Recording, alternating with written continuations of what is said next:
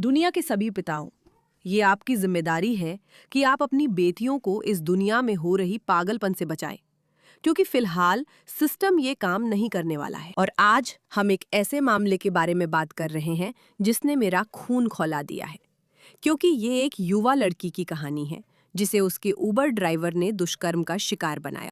अंदाजा लगाइए, उबर ड्राइवर की उम्र और उसका धार्मिक समुदाय क्या था। पिता ने कुछ करने की कोशिश की, फिर सब कुछ बेकाबू हो गया। पिताओं, अपनी बेटियों की रक्षा करें, क्योंकि सिस्टम नहीं करेगा। द पुशबैक में आपका स्वागत है। मैं मीरा की आपकी होस्ट। सपोर्ट के लिए सब्सक्राइब करें। तैयार हो जाइए, ये है कहानी। 58 वर्षीय मुस्लिम उबर ड्राइवर अहमद अली ने कथित तौर पर ड्रॉप ऑफ फर्जी दिखाया, नशे में धुत गोरी लड़की को एक सुनसान जगह ले गया और उसके साथ उसकी पैंट उतारकर दुष्कर्म किया। उसके पिता ने फोन लोकेशन ट्रैक कर शिकारी को रंगे हाथ पकड़ा और परिवार के साथ अहमद अली की पिटाई की। गोलियां भी चली। पुलिस ने उस पर बलात्कार और अपहरण का आरोप लगाया, लेकिन अभियोजकों ने सारे आरोप वापस ले लिए, ये कहते हुए कि सबूत पर्याप्त नहीं है। असली पिता अपनी बेटियों की हर हाल में रक्षा करते हैं। महिलाओं को राइट शेयर पर आंख बंद कर भरोसा नहीं करना चाहिए। आप क्या करेंगी? मैं तो खुद अभियोजकों और कानूनी व्यवस्था से तंग आ चुकी हूँ, जो बलात्कारियों को बच निकलने देती है। और दोस्तों, यही वजह है कि हमें मजबूत पिताओं की जरूरत है। यही वजह है कि हमें मजबूत पिताओं की जरूरत है।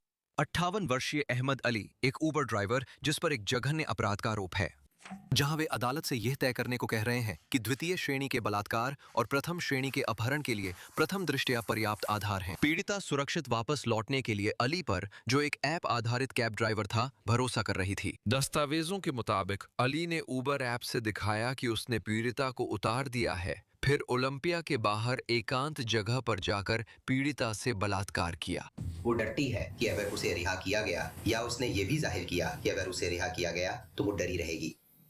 मेरा मतलब है, हाँ, उसने एक लड़की को एकांत जगह ले जाकर उसके साथ बलात्कार किया और अब उसकी रिहाई की भी बात हो रही है। क्या ये कोई मजाक है? दस्तावेजों के अनुसार पीड़िता के घर न लौटने पर परिवार चिंतित हुआ। पिता ने अपने फोन का इस्तेमाल करके अपनी बेटी की लोकेशन उस जगह पर ट्रैक की जहां हमला हुआ था, और उन्होंने पीड़िता को अली की कार की पिछली सीट पर नग्न अवस्था में पाया, जबकि अली जल्दी जल्दी आगे की सीट पर लौट रहा था और अपनी पैंट पहनने की कोशिश कर रहा था। हर पिता को अभी उल्टी जैसा और बहुत गुस्सा महसूस होना चाहिए, क्योंकि अगर ये आपकी बेटी के साथ होता। एक उबर ड्राइवर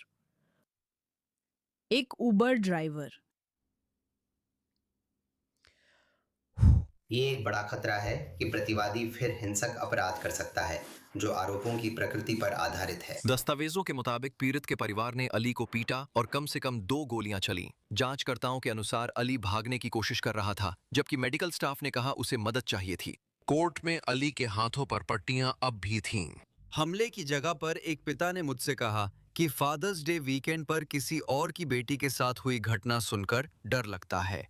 मेरे लिए ये न्याय है और ये कभी नहीं होना चाहिए था। बिल्कुल, ये वाकई घिनौना है, लेकिन मुझे खुशी है कि पिता वहां मौजूद थे। आरोपी खुद भी 5 बच्चों का पिता है। अदालत में अली के समर्थन में परिवार और पड़ोसी भरे हुए थे।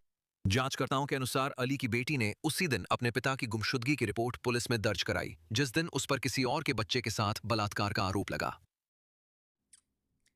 कितनी घिनौनी कहानी है। अगर आप जानना चाहते हैं कि आगे क्या होगा, तो चिंता ना करें। ये और भी बुरा है, क्योंकि ये पागल लोग सच में चाहते हैं कि वो फिर से उबर ड्राइवर बने।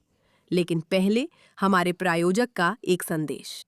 हमें मेडिकेयर के बारे में बात करनी चाहिए, क्योंकि अगर आप मेडिकेयर पर हैं तो सोचिए आपने अपनी योजना कैसे चुनी थी। क्या किसी ने हर विकल्प की तुलना की और आपकी डॉक्टरों, दवाइयों और जरूरतों के लिए सबसे उपयुक्त योजना खोजने में आपकी मदद की, या आपको बस कुछ योजनाएं दी गईं और कहा गया कि चुन लो?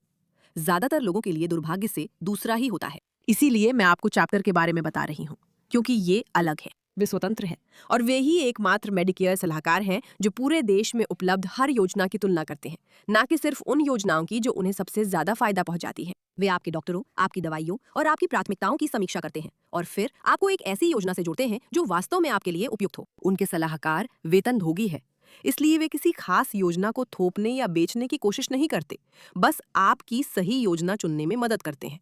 अगर आप सही योजना पर हैं तो बता देंगे, वरना बदलने में मदद करेंगे। पिछले साल चैप्टर से योजना बदलने वाले वरिष्ठ नागरिकों ने औसतन अमेरिकी डॉलर 1000 से ज्यादा बचाया। ये कॉल मुफ्त है, सिर्फ 20 मिनट लेती है और आपका या आपके किसी अपने का काफी पैसा बचा सकती है और तनाव कम कर सकती है। हम इसी के लिए हैं। तो अगर आपके माता पिता, दादा दादी या कोई प्रियजन मेडिकेयर पर है तो ये जरूर जांचें। चैप्टर को 6106-803-3337 पर कॉल करें। 6106-803-3337। और चलिए अब पैसे बचाना शुरू करते हैं। दोस्तों, मेरा मतलब है हम सच में करते हैं। बहुत सारे लोग हैं जो सच में हमारी समाज की समस्याओं को ठीक करने के लिए अच्छा काम कर रहे हैं, जैसे कि चैप्टर जो मेडिकेयर की समस्याओं से निपटने की कोशिश कर रहा है। लेकिन बाहर ऐसे मूर्ख भी हैं।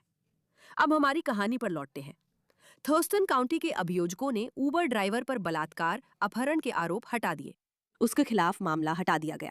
थर्स्टन काउंटी के अभियोजकों ने उस ऊबर ड्राइवर के खिलाफ बलात्कार और अपहरण के आरोप हटा दिए हैं, जिसे जून में गिरफ्तार किया गया था। पुलिसकर्मियों ने 58 वर्षीय अहमद अली को 15 जून को निस्क्वाली वैली की घटना के बाद हिरासत में लिया। जांचकर्ताओं का मानना था कि अली एक अत्यधिक नशे में महिला को परिवहन सेवा दे रहे थे और बाद में उन्होंने एक सुनसान इलाके में उसका यौन शोषण किया। इसके बाद उन पर द्वितीय श्रेणी के बलात्कार और प्रथम श्रेणी के अपहरण का आरोप लगा। हाँ, बलात्कार और अपहरण। संभवतः इस व्यक्ति को बाहर जाने देना कोई अच्छी बात नहीं है। वैसे महिला के पिता ने कथित तौर पर अली का पीछा करके उस पर 2 बार गोली चलाई, ये दावा करते हुए कि उनकी बेटी उसकी कार में नग्न थी। जांचकर्ताओं ने बताया कि अली की बेटी ने भी उसी रात उनके लापता होने की रिपोर्ट दर्ज कराई थी। शुक्रवार को थर्स्टन काउंटी अभियोजक कार्यालय ने फॉक्स को बताया कि अली का मामला खारिज हो चुका है। इस मामले में सभी सबूतों की, जिसमें डैश कैमरा भी शामिल है, समीक्षा करने के बाद राज्य ने ये निर्धारित किया है कि वो आरोपों को उचित संदेह से परे साबित करने में असमर्थ है, अभियोजक कार्यालय ने कहा। अदालत के दस्तावेजों के अनुसार आरोप इस तरह हटा दिए गए हैं कि उन्हें बाद में फिर से दायर किया जा सकता है। अधिकारियों ने कहा कि डैश कैम फुटेज ने मामले को साबित करने के लिए पर्याप्त सबूत नहीं दिए। दोस्तों, अपनी कार के लिए डैश कैम फुटेज जरूर ले, ठीक है? शुक्रवार को सिएटल राइड शेयर एसोसिएशन ने क्विला में रैली कर अली को ड्राइवर के रूप में बहाल करने की मांग की। कुछ लोगों ने अली के समर्थन में तख्तियां पकड़ी थी, जिन पर लिखा था, अहमद का अकाउंट एक्टिवेट करो और ऊबर बराबर आधुनिक गुलामी।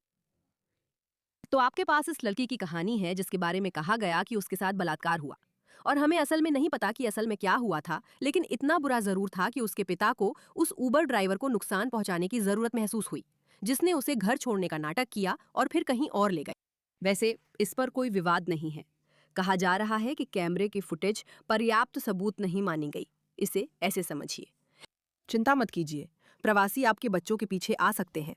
अवैध प्रवासी भी आपके बच्चों के पीछे आ सकते हैं, जब तक वे ये सुनिश्चित करें कि इलाके में कोई सबूत ना हो, जब तक वे ये सुनिश्चित करते हैं कि कोई कैमरा उसे रिकॉर्ड नहीं कर रहा है, क्योंकि तब उस मामले को बंद किया जा सकता है। और सिर्फ इतना ही नहीं, आप देखेंगे कि किसी न किसी कार एसोसिएशन के लोग इस आदमी को फिर से ऊबर ड्राइवर के रूप में बहाल करवाने के लिए लड़ाई कर रहे होंगे। बताओ, इस परिवार और लड़की के साथ क्या हुआ? उसके पिता के साथ क्या हुआ, जिसने कम से कम बहादुरी से इस आदमी को उसके किए का कुछ तो चखाया? हमें नहीं पता, पर ये आदमी बिना सजा बच गया, जबकि बाहर कुछ मूर्ख उदारवादी उसके ड्राइवर के रूप में बहाली की मांग कर रहे हैं। और हम बैठकर खुद से सोचते हैं, ये कैसे संभव है? हमारी दुनिया ऐसी क्यों है? इन जैसे लोगों की वजह से। अगर आप किसी ऐसे व्यक्ति को जानते हैं जिस पर आरोप है कि उसने नशे में धुत एक लड़की का अपहरण किया और उसे कहीं ले गया और उसकी फैमिली ने उसकी गुमशुदगी की रिपोर्ट दर्ज कराई और लड़की के परिवार ने भी उसकी गुमशुदगी की रिपोर्ट दर्ज कराई और फिर दोनों मिल गए लेकिन पर्याप्त सबूत नहीं मिले, तो केस बंद हुआ। क्या आप चाहेंगे ऐसा व्यक्ति आपका ऊबर ड्राइवर हो? मेरा मतलब है, जवाब है नहीं। अगर ये बात साफ नहीं थी तो शायद आप उसी मंदबुद्धि लोगों के समूह का हिस्सा हैं। ध्यान देने के लिए धन्यवाद।